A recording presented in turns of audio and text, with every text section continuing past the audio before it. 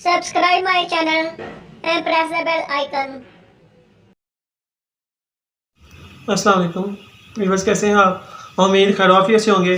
Viewers, जैसा कि हमने एक सीरीज़ शुरू की हुई है, तो हर वीडियो में हम जो उसी सीरीज़ को अज़ू ख़ास के हवाले से हर वीडियो को बयान करेंगे।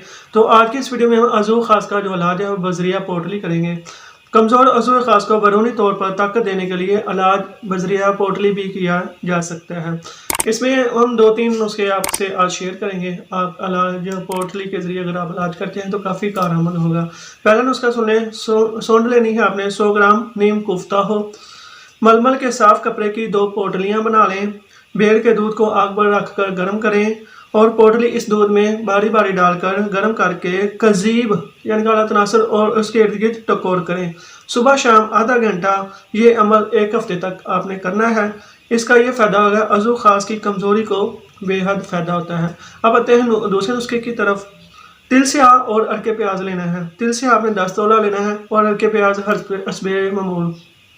तिल स्याह कूट कर 2 पोटलियाँ बना लें और फिर अरके प्याज को गर्म करके टकोर करें।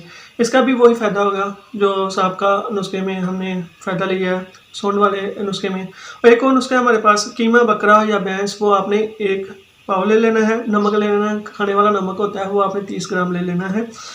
कीमा और नमक थोड़ा सा पानी डालकर पकाएं। जब अच्छी तरह गल जाए तो इसको अच्छी तरह से गूँथ लें। फिर पोटली कपड़े की बनाकर अज़ू पेरू को सेंक करें और यही कीमा अज़ू पर बांध दें और सो जाएं और सुबह इसको खोलें और गर्म पानी से धोएं। 1 हफ्ते तक आपने करना है। कीमा चर्बी वाला होना चाहिए, ये इसमें नोट है कि जो इसका कीमा है वो चर्बी वाला हो। तो व्यूअर्स, उम्मीद है आज की वीडियो में आपको 3 नुस्खे मिले हैं पोटली के ज़रिए इलाज करना। तो जो आपको पसंद आए, अच्छा लगे वो या सस्ता लगे वो आप आजमा सकते हैं। तीनों काफ़ी कारआमद हैं।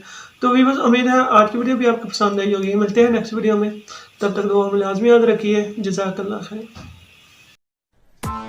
Press the bell icon on the YouTube app and never miss another update.